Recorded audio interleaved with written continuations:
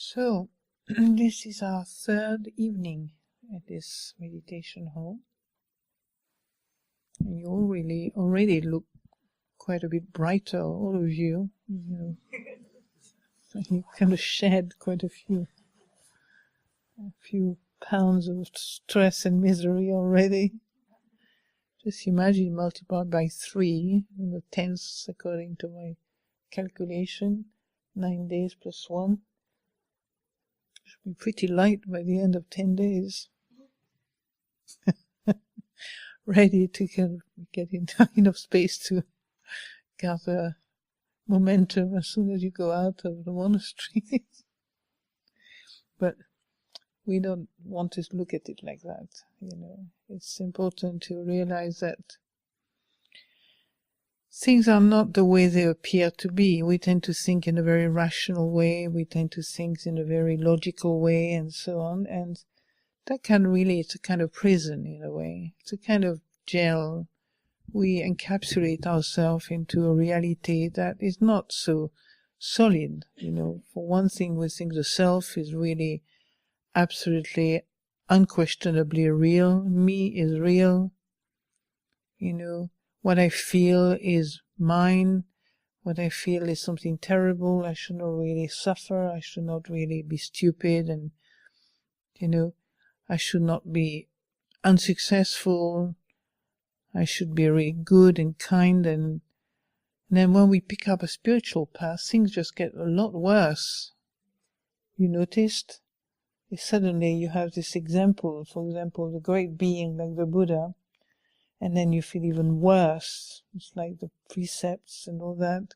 That's what I used to say. My life would be much simpler if I hadn't taken the path of Buddhism. At the beginning I used to think like that, of course, not now.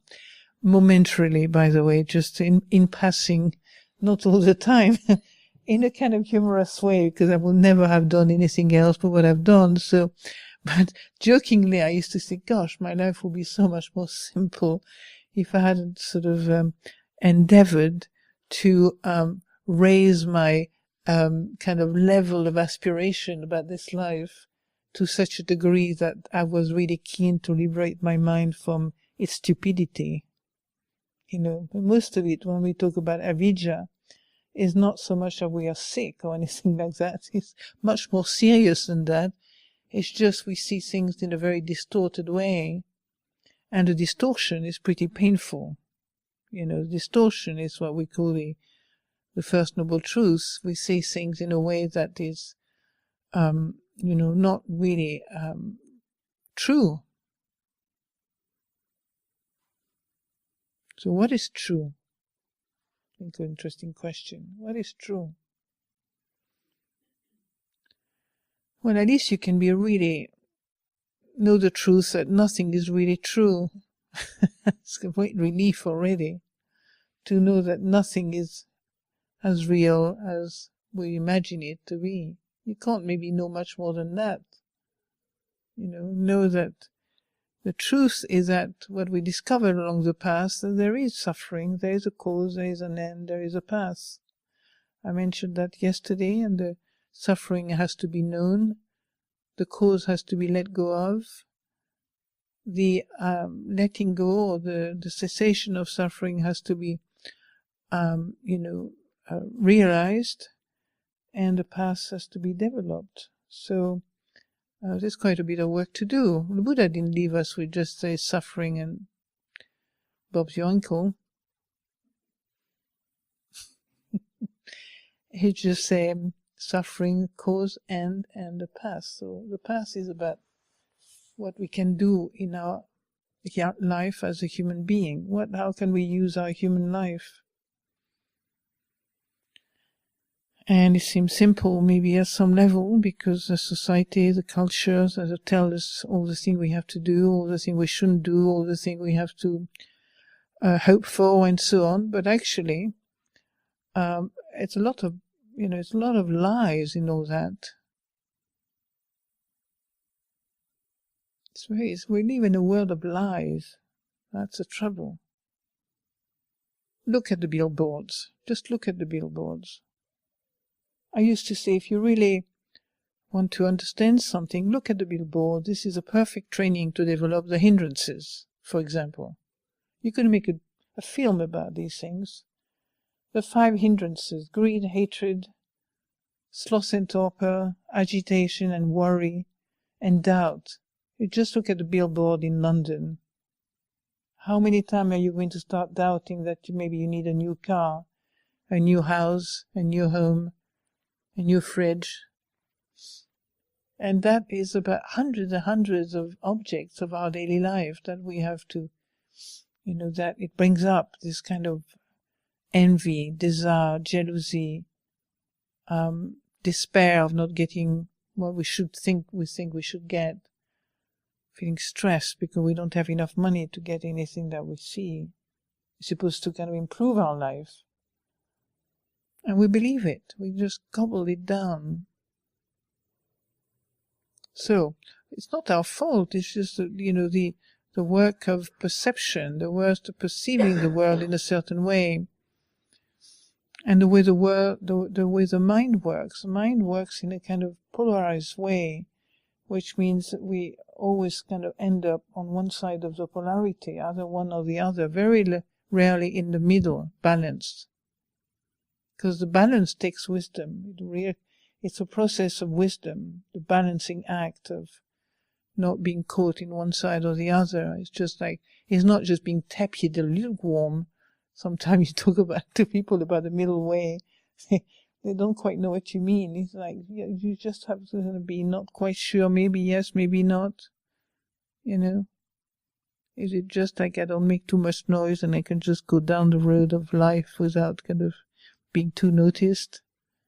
But it's not that. The middle way, the path, the middle way is about it's actually what happened when you realize the end of dukkha, when you realize the end of delusion, when you realize the end of greed, hatred, and so on.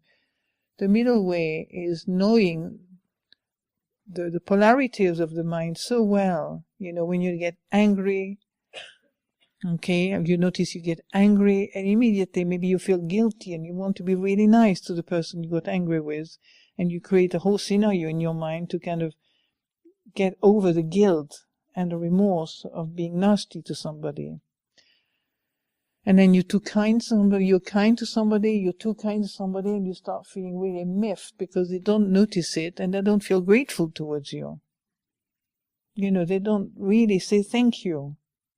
So you get really angry because they're not nice enough, not kind enough. Do you understand? That we live in this world of complete illusion.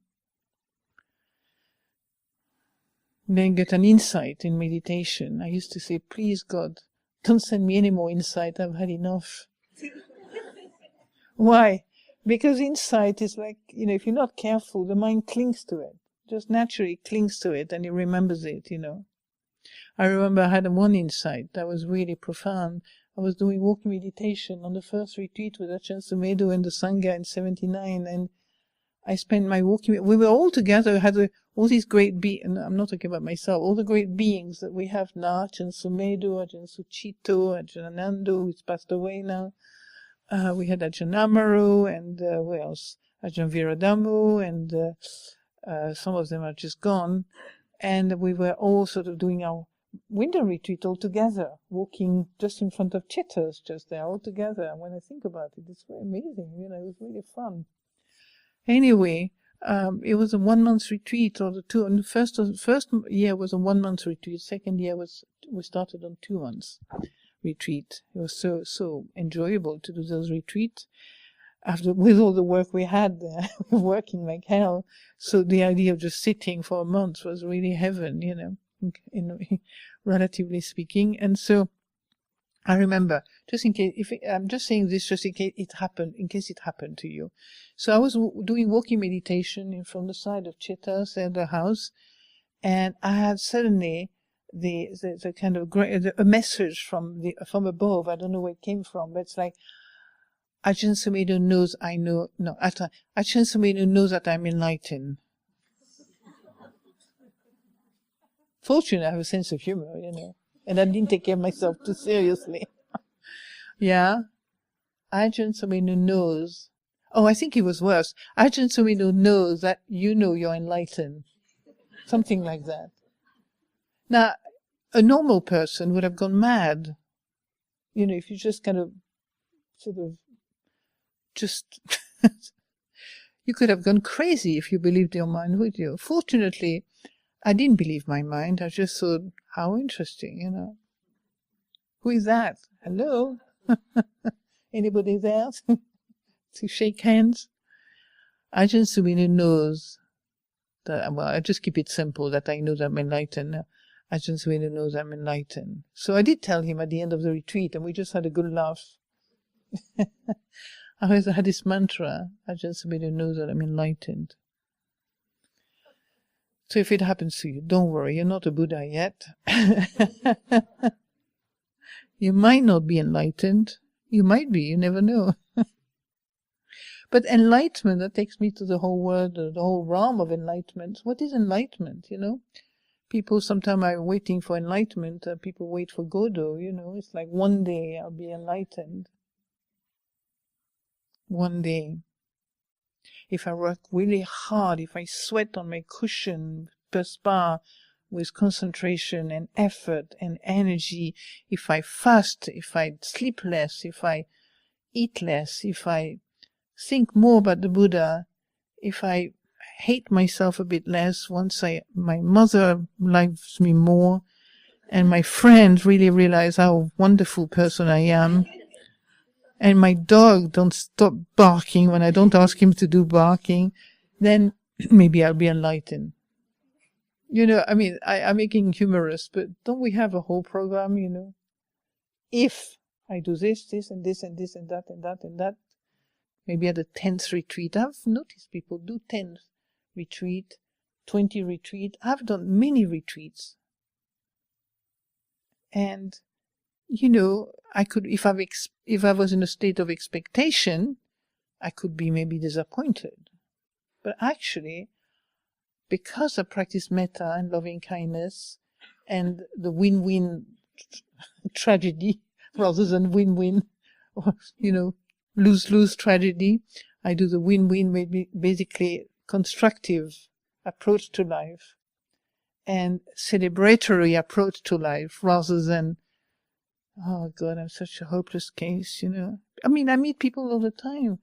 Hopeless, I'm so terrible, you know, I've been meditating for 20 years and I can't get one breath mindful for a second, you know.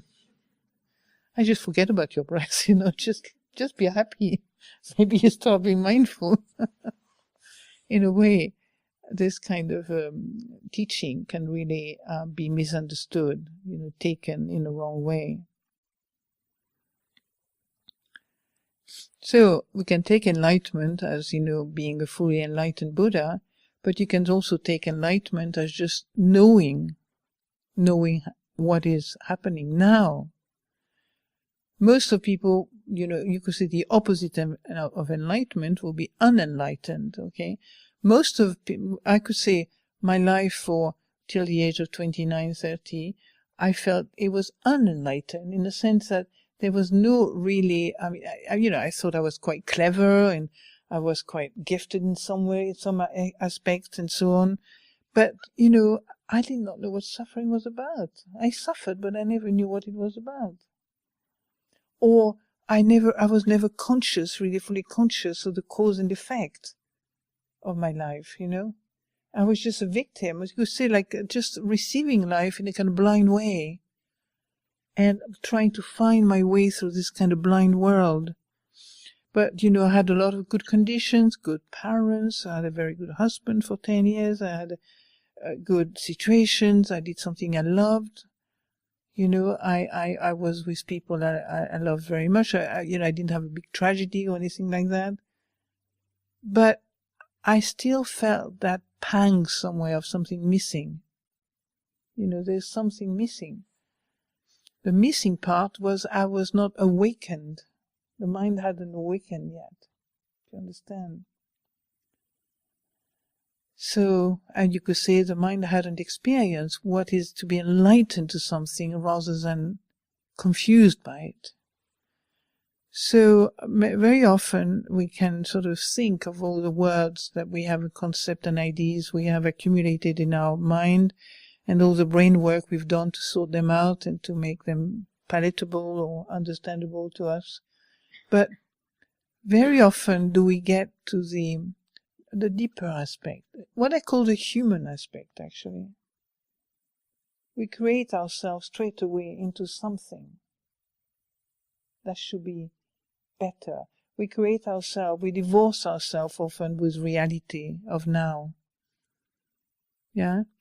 So it's dangerous sometimes, because instead of kind of reaping the happiness and the peace that comes from understanding, very often we can easily make our life really more confused, more hellish, more demanding in a kind of negative way, more critical. This is something you notice when you come to the monastery. You think, you come from lay life at a point where you consider yourself relatively socially kind of well-adjusted person. You're kind of polite and people are quite fond of you, or you can like people really very much and so on. And then you come to the monastery. And that's a big awakening, because after about a week, you start hating everybody. Instead of growing in compassion and wisdom, everybody is kind of irritating. Even the nicest people. You start finding fault, It's like your critical mind is on overdrive. It's really overdrive. It's like everybody is a problem.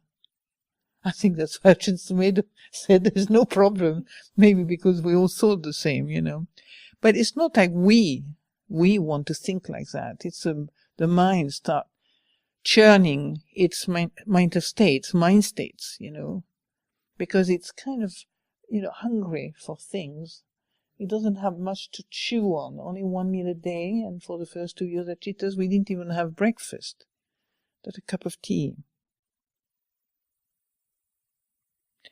And then, we don't have parties, and we can't go to the movies and find a new partner, and you can't go and buy things in the middle of nowhere, as far as I was concerned, living in London before.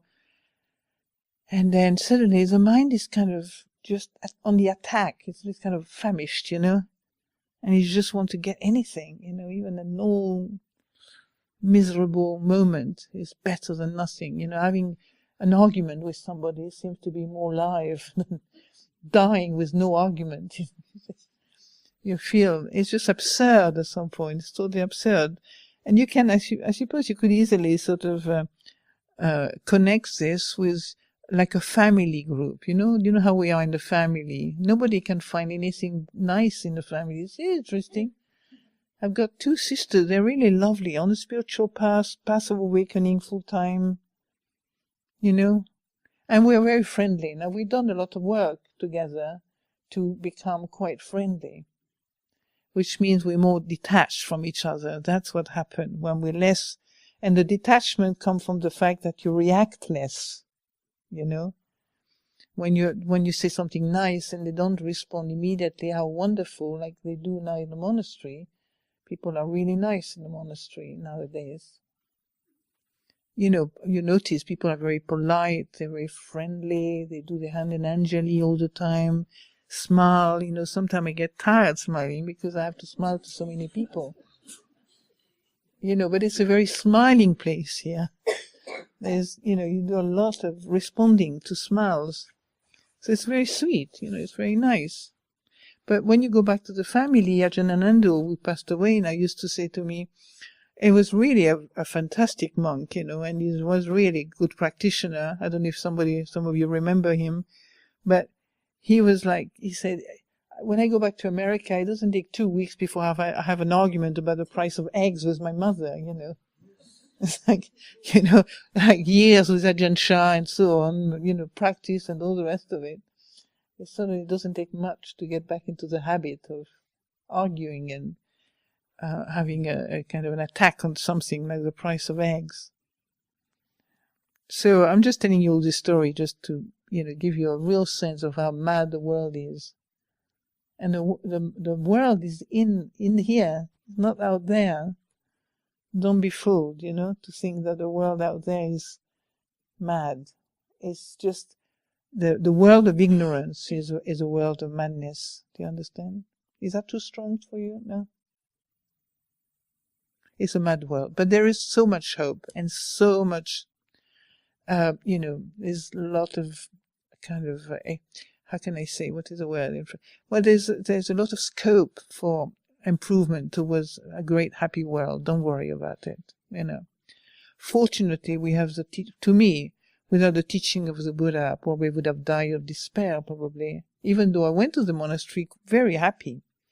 I just never thought I would stay at the monastery. That's why. I thought I'd spend months, just to see what it's like. I'd done a retreat with Ajahn Sundara. The result of cause and effect I saw very, very vividly. I remember I was living in London, and I began to, I didn't know how this retreat had affected me. But one of the things I noticed, I opened all my cupboards and started cleaning them and tidying them up really neatly, like I've never done in my life. Folding everything. One of my sisters is like that. Everything is neat and folded. I was more the type that I just chuck things in the cupboard and hope for them to just flatten by themselves. When I was young, but I did like ironing things, so I would dress well. But what really surprised me, the simple act, just notice simple action if you want to know how better you are now, Simple things, be vigilant. So for me to peacefully clean my cupboard, it was a sense of timeless feeling, like I had time, I could do this nicely, I was peaceful, and I've noticed, wow, this is amazing. Amazing. Is that you?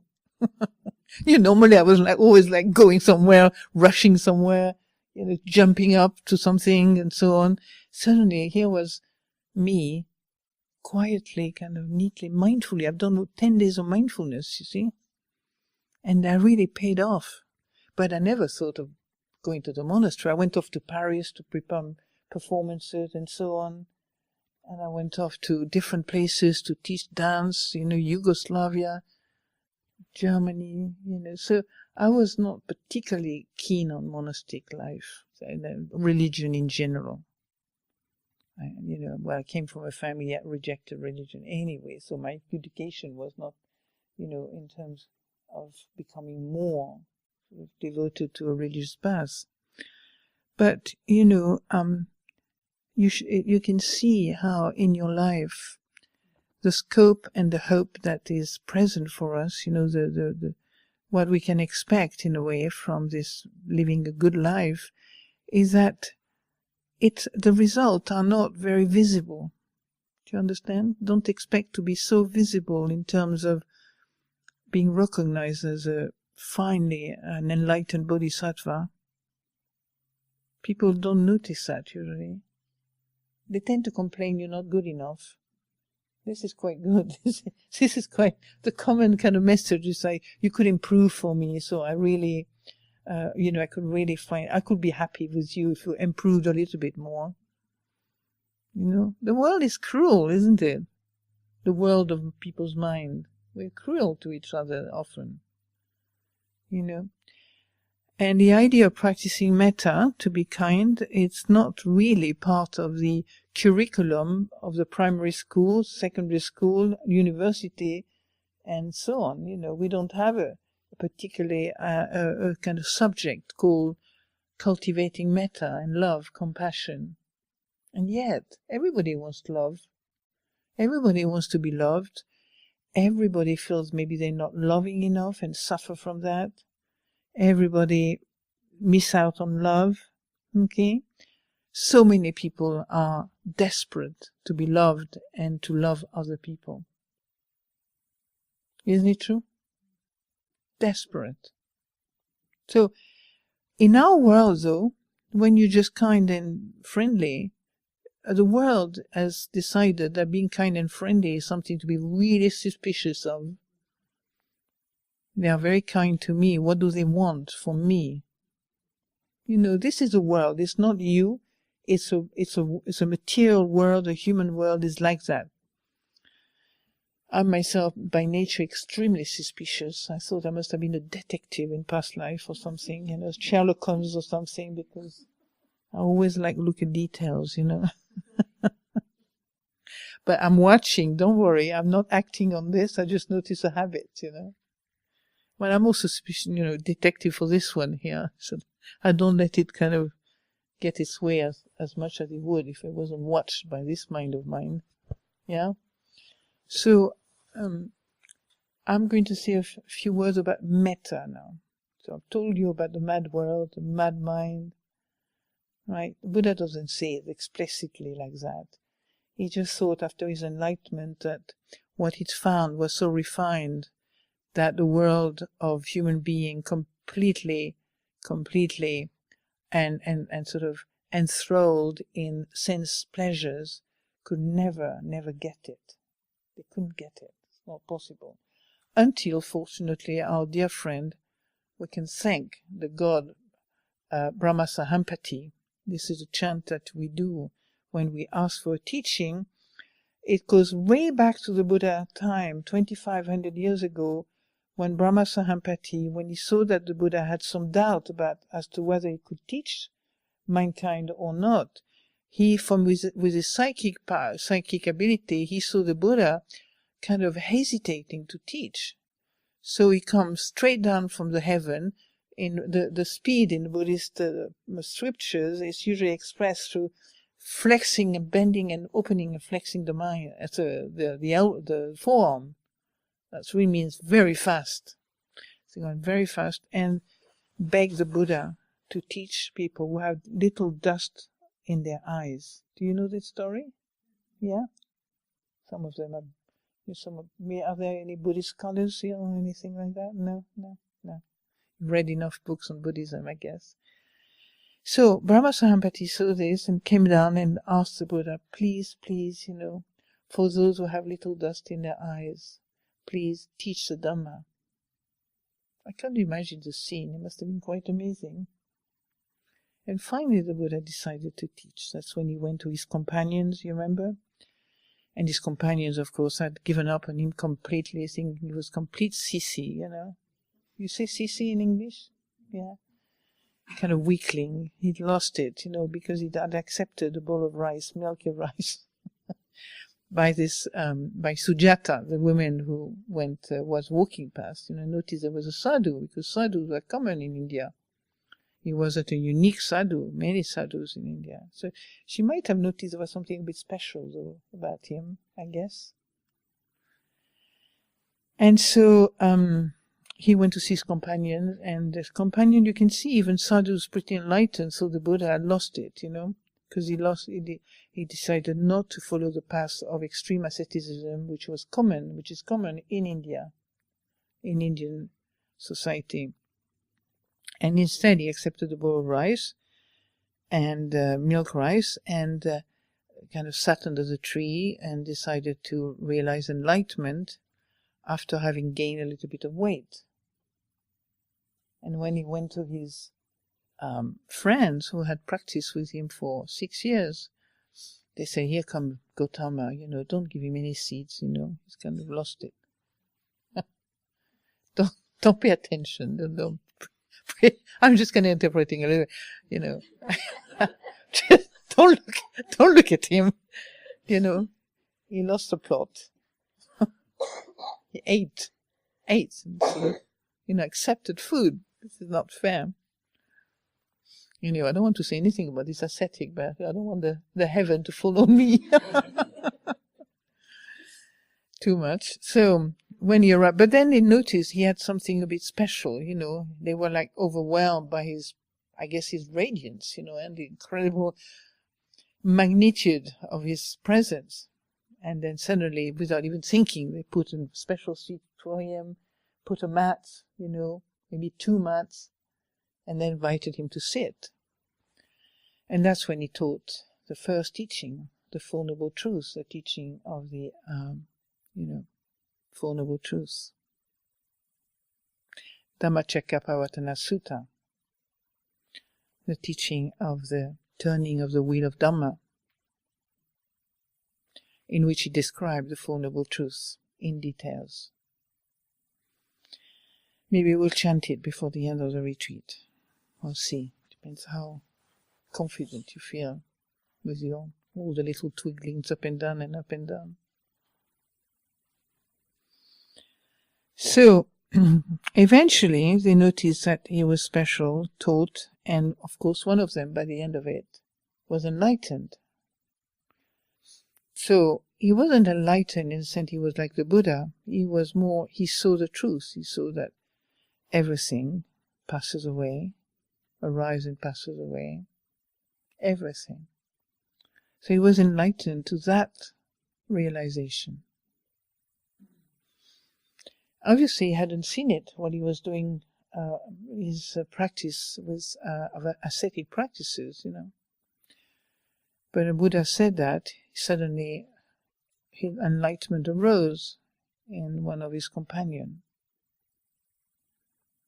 So I don't know if he was a Sotapanna or Sakyadagami or Anagami, but he wasn't an Arahant yet, I don't think.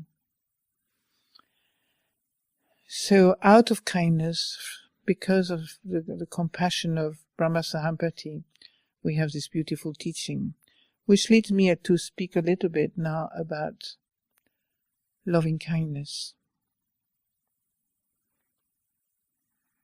It's a big topic.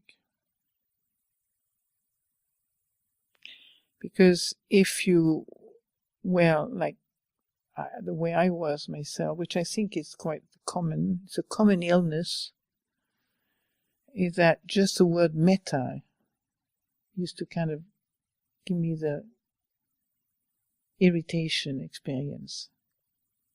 Nowadays we have metta retreat, a lot of, people have practiced a lot of metta and so on. But in my time, like 30 years ago, over 30 years ago, there was a lot of angry people, including myself, but we hadn't done a metta retreat yet. So there was an accumulation of sort of angry types together, including Ajahn Sundara. He was also an angry type, but he had worked already on his anger, so he knew all about the reactivity of angry types in relationship to metta. How many people had the same feeling? As soon as you talk about loving kindness and kindness, you start feeling angry. And I can see all of you have worked through that because you're not laughing. 20 years ago, 30 years ago, everybody would crack up laughing because they knew that's exactly what they felt. But now I can see you're more mature. You've seen it already so well that you don't even react anymore. It's great. So metta. It's actually quite difficult to be really acting from an enlightened mind in the world, not talking about me, but just generally a mind that would integrate all the teaching of the Buddha, that could integrate all the teaching of the Buddha. That's why people go to the forest generally, because they know they can't do it in London or in New York, They'll be beaten up to death because people will think that they're just being abusive with all this loving kindness and compassion.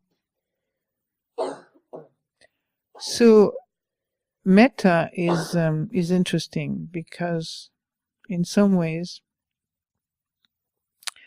you could say mindfulness is already an aspect of metta. Okay? It's not in the book, but if people who practice understand that very well. When you are mindful of yourself, it means you are very present with yourself, okay? And when you're very present to yourself, there's already an act of acceptance of yourself as you are, right? You could not be present with yourself if you were constantly reactive, in a state of reactivity, constant reactivity, and self-hatred. You notice during this time, 2-3 days you've done meditating, you come to a place of greater acceptance of yourself, don't you? This meditation is forcing the mind to see itself, you know. So that's an aspect of metta. Metta is not so much, sort of becoming a sweet, kind and loving woman or man. It's the wisdom of understanding that you can also accept your anger and your misery, the critical mind, but for example, which is so cutting. The destructive mind. You can actually accept in yourself the fact that these forces are part of a human mind. They're not you, fortunately. They're not mine, they're not yours. But there they are, you know. So sometimes metta just starts with being aware that you want to chop people's head a few times a day. Sort of start with that, you know, you want to kill them. I mean, metaphorically speaking, I'm not talking about. You wish you could just trample them when the anger is really strong, you know. You have this image of just kind of twisting their neck and throwing them out of the window. I've got quite a creative mind. I'm really sorry I wasn't a cartoonist, really. I'm so sorry. I would have made you much more laugh than... But when I say that, it's with humor. You understand that, you know. That's the kind of images sometimes that would come humorously, you know. You know that, don't you? You never do it, of course. You never twist anybody's neck. For one thing, you couldn't, you know. People are too fat these days.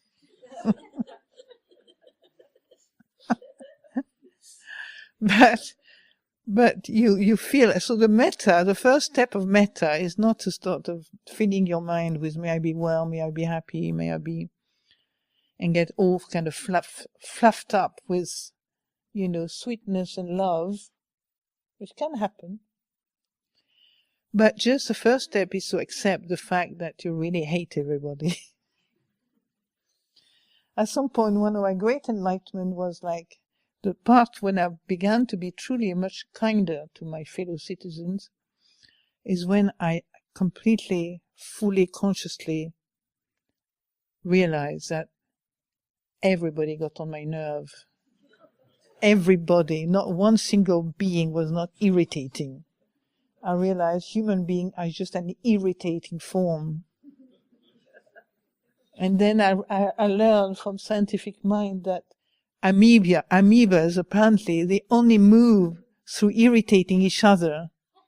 So I felt very kind of empathetic to this amoeba's world. We might be just little amoebas in the universe, you don't know, after all, you know, kind of irritating each other. And so ideally, we don't want to see ourselves like that, don't we? We want to see she's wonderful, she's great, you know, she's so kind, she's so peaceful, blah, blah, blah. But actually, a mind that has not been trained is still incredibly irritating, as you know. You know, and you know, being a Buddhist doesn't make you less irritating. Sometimes you become more irritating because you want everybody to be like you. You want them to be kind and loving and sweet like you. Sometimes. No, but you do have a number of people you think like that, you know. My mother used to think like that at some point, when she thought if I was really nicer, then she would be okay. Of course, by now, we have the whole long history of psychotherapy, psychology, psychotherapy, kind of galore, you know, form and shapes, and screaming and not screaming, you know, all kinds of mindfulness space. Anyway, I haven't studied many, but so we know about the mind a bit more. We're more kind of relaxed with our mind because we don't expect so much. You know, we realize that the disease of delusion is pretty deep.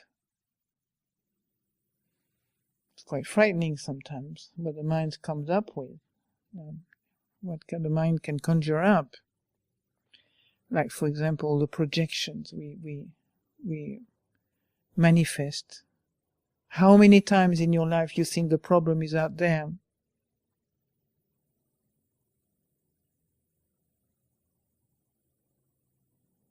And we say, oh my God, I'm so bad. You're not bad, it happened by itself. You're not actually choosing to project things on people. It does itself. Because if you're angry with somebody, there's a point where you don't know how to contain it. So the mind is very clever. It's her fault. If she stops being angry, I'll be okay with me. So projection is not a problem. It's something that happens when the mind cannot take on board what it's doing. Do you understand? It cannot take responsibility for what's happening to this mind. And I noticed you can just see projection. Now I can see projection in myself, but they don't go very far. They don't go far. I don't believe in projection. This is not a world that I trust anymore. Finished. You know. But it still can happen. You can see the mind, its habits, like a shadow thing that's just come out of you, and it's going to jump on somebody if you're not really mindful and aware. That's why we spend a lot of time sorting out the world outside us, because we never believe that actually this is happening in here. Now, I'm sure many of you will kind of convince me that much of your misery is not something you do, it's something other people do to you. And sometimes it's really true. You know, that's really true. Life is very painful, and situations of life are very, very cruel and painful. But when you practice the Dhamma, you come to a level now where you don't act as if you were unenlightened. You understand? Now you have seen enough to know that the path that we walk is not to recreate my old self. The path that I'm walking is to rise up to the challenge of having to live to what I know, what I've seen clearly, to the truth I've seen. Do you understand? To rise up, to actually take the challenge to be kind when you don't want to be kind. You know, something in you think, I have to be careful the words I use, because some of them are actually swearing words. So I say, back off, you know, but you don't say that, do you? Is that rude, isn't it? Yeah, just get off. Yeah, go away, I don't want to see you. You know, that kind of thing. And then the training is that, go away, get out. I can't stand you. And then you see, breathe in, breathe out, anapanasati. Feeling in the body, Vedana. Changing. Can't stand you. Another session of anapanasati. And after a few minutes, you actually feel better. You actually can contain the power of your anger and frustration. I think we should have a little theatrical retreat one day when we actually perform rather than, go into a lot of quotations and stuff like that. Right? So, to rise up to the challenge of being a practitioner, you stop looking at yourself as a victim. You know, nowadays I feel very confident to say to the nuns, there's no victim here. I say, people, I'm victimized by this one and that one. And poor, I don't know what to do. Poor me, nobody understands me. It's terrible, I'm just such a kind person. Nobody notice. I used to feel a lot like that myself. I didn't say if I said something like that to myself, I'd start laughing. So I wouldn't be able to take it too seriously, But that's how the emotion works, I say to them, there's no victim here. You're very strong women. how could you be not a strong woman to come to a place like a monastery and want to walk the path of non-delusion? Who does it in the world? Not many people, you noticed? So don't tell me you're nuns, like in India or in Thailand, because you lost your husband, your mother was dead, you have no money, you're poor, you're this, you're dead brain or brain dead, sorry. Don't tell me, this is not true. You're really strong to be a nun. You have to be very strong to bear with somebody telling you to clean the toilets in a certain way when you spend a whole time cleaning and meditating and the mantras to make sure it's all well done, and somebody comes along, you haven't done it well enough now. You have to be very strong to be able to bear that kind of stupidity. But I add something very important. You will see the victimized mind. You will see the victim in the mind maybe for 20 years, just to give them a long time to not expect anything, at least for the first 10 years. Don't expect, just be at peace. If you see it, just make peace with it. Just continue. I speak like that to my mind, to calm it down. You see, it's okay. If you know the law of energy, how it works, it's quite amazing.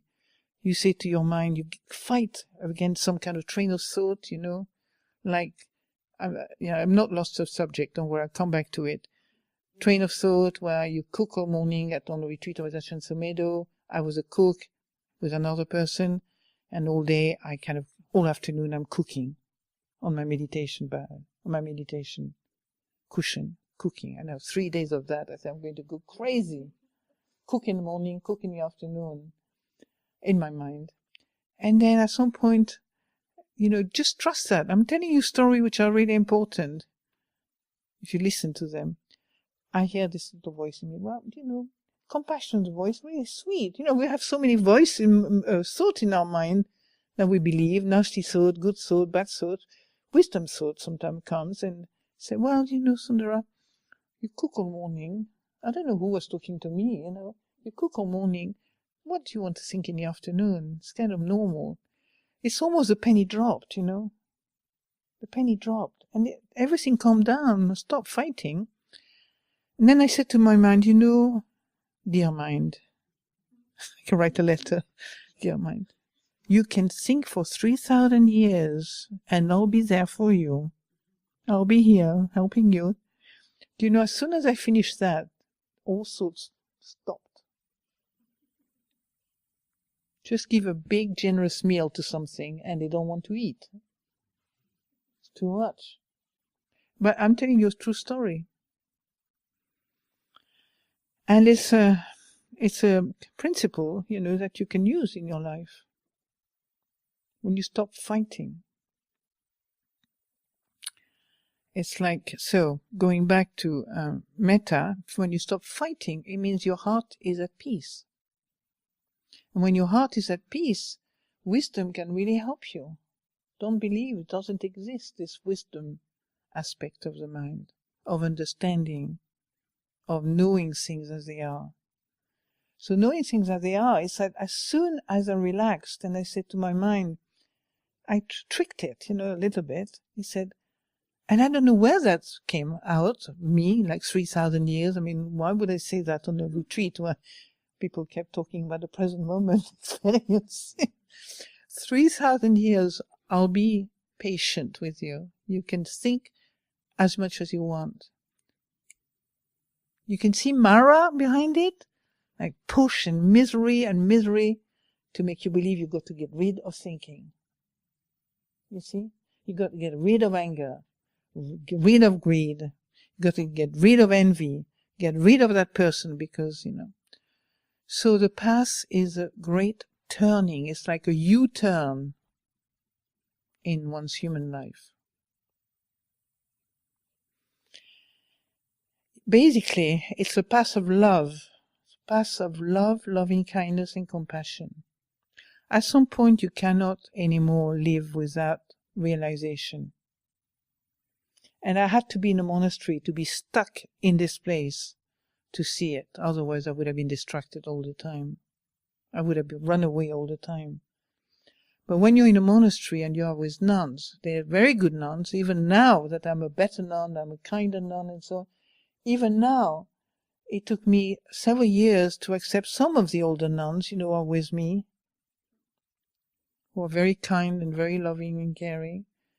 And because of their habits or whatever, like my habits probably irritate an enormous amount of people. Their habits, I wanted to twist the neck to one of them, and the other has something horrible as well. But then you watch that, the transformation comes from seeing this, the anger, the frustration, and the irritation, incredible irritation. Non-acceptance, in other words, don't accept. But because I'm stuck as a nun here, voluntarily, by the way, completely in my own will, I could go out tonight and down the pub if I wanted to, okay?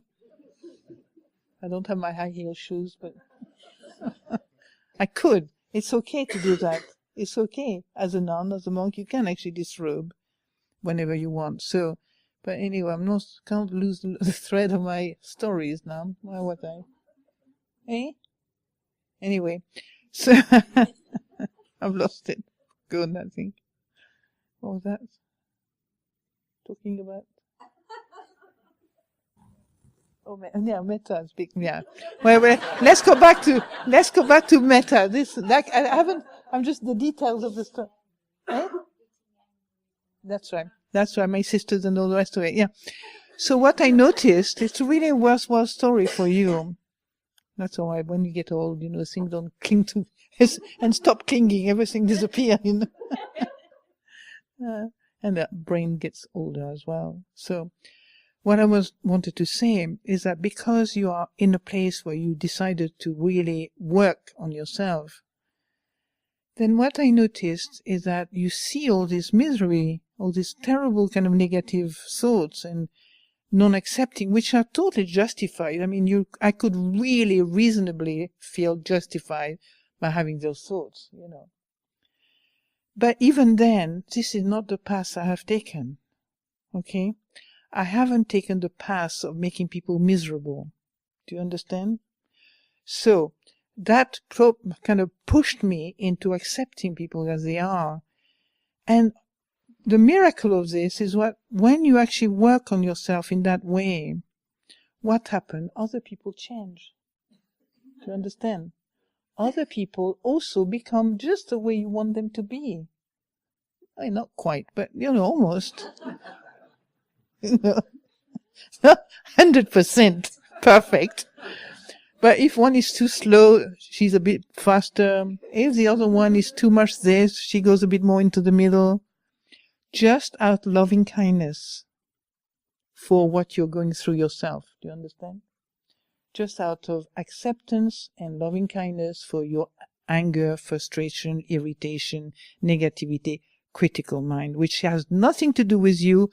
I tell you, when you spend 30 years watching your mind and not me, not mine, not me, not mine, empty, not me, not mine, not self.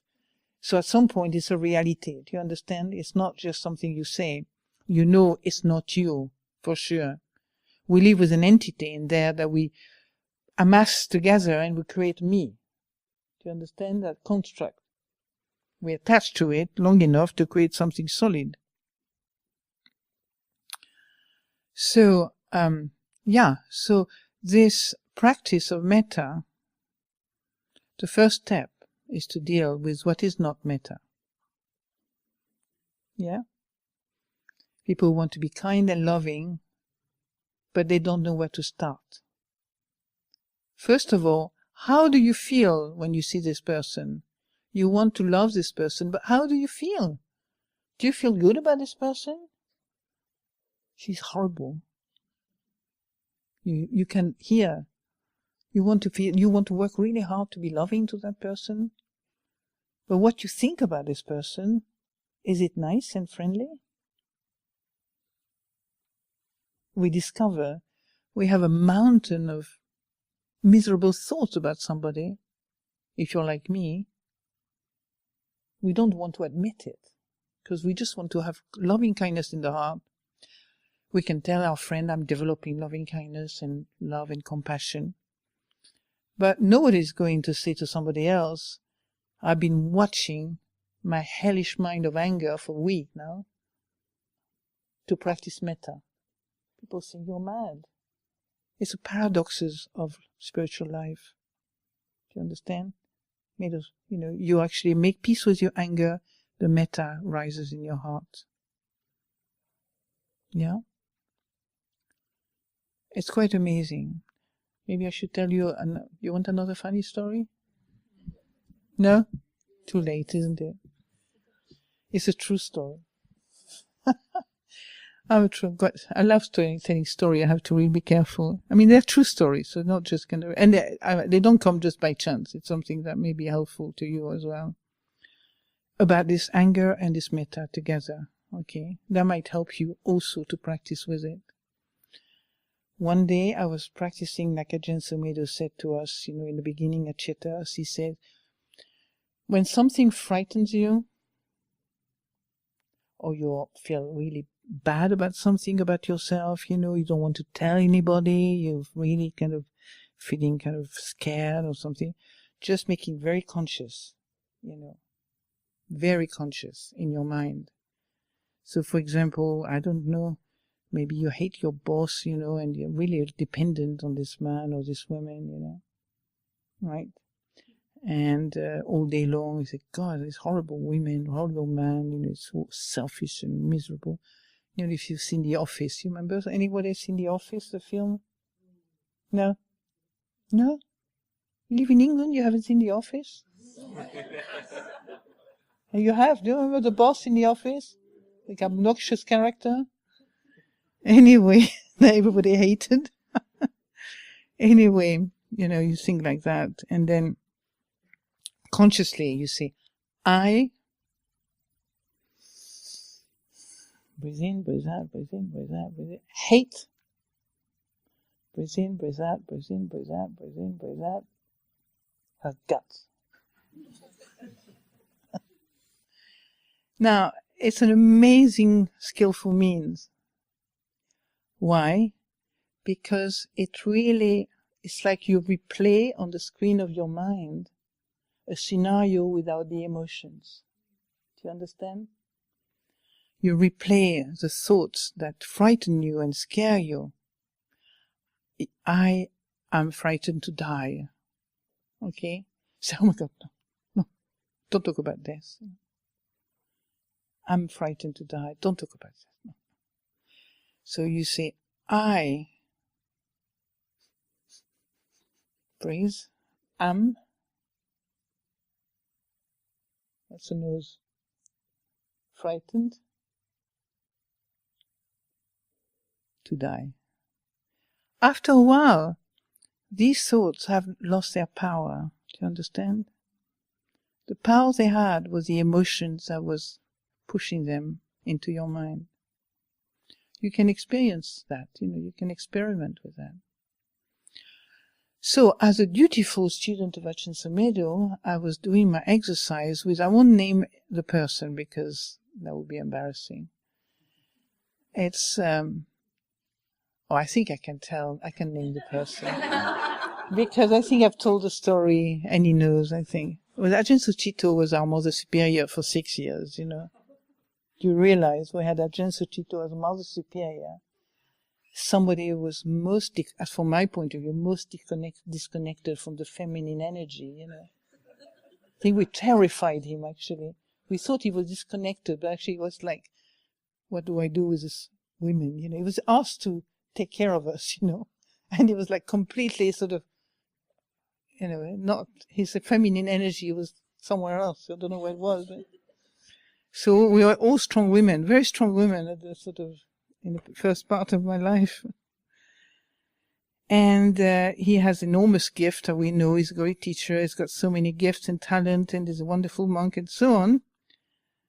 And I remember, but as a Mother Superior, well, I have to express something about him. Without him, I don't think we would have a nuns community now. That's pretty good, isn't it? Good start. And it's true. We got the most ascetic monk, the most disconnected monk with my eyes, and the most kind of something else. Most I can't remember now, but anyway, he was also the most kind of high discipline, and he would die. It didn't matter for him if he died, He used to do the most horrible job at Chetters, I don't know, he had been I shouldn't say that, maybe. Anyway, he was kind of he was the only one volunteering to do the, the kind of chemical thing to spray things, and it'll be kind of, sort of, what is the word? When you can imagine things, all through the night. He was completely spaced out, like drugged, completely kind of out of his mind. So he had an enormous kind of power of renunciation, I think. And I remember I was using this thing to take the kind of the pin, the sting of any kind of negative feeling I could have about him. Because sometimes I had negative feeling. And I decided to purify my heart, with this technique. So he was coming from in the sala in one way, and I was coming the other way. And I was walking very mindfully, doing my walking meditation. And in the mind I say, I hate you.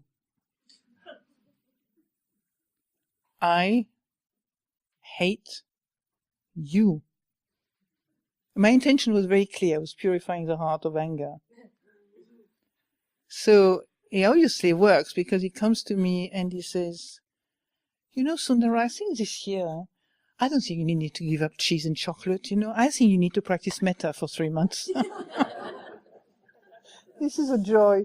This is a miracle of this life, And then after that, I spent 2 weeks in hell thinking, how am I going to practice metta? But I knew I needed it.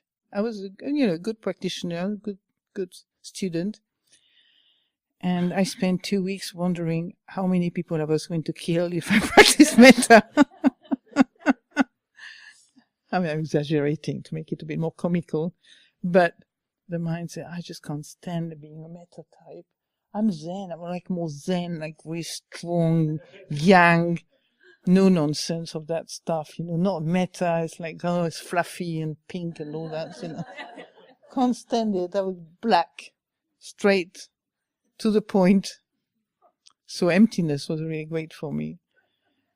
And then so I said, my God, how am I going to do that? I certainly don't want to become like a fluffy pink chick nuns. Just keep smile all the time. It's going to say, may you be well, may you be happy.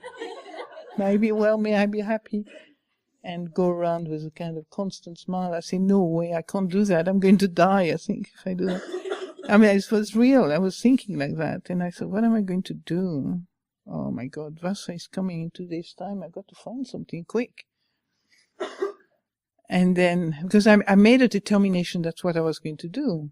I did trust Ajahn Sucitto. I trusted intuition in many ways, even though I felt he was disconnected with feminine quite often. But he had a deep, deep Dharma, practice. So he had a lot of connection with the truth in a way.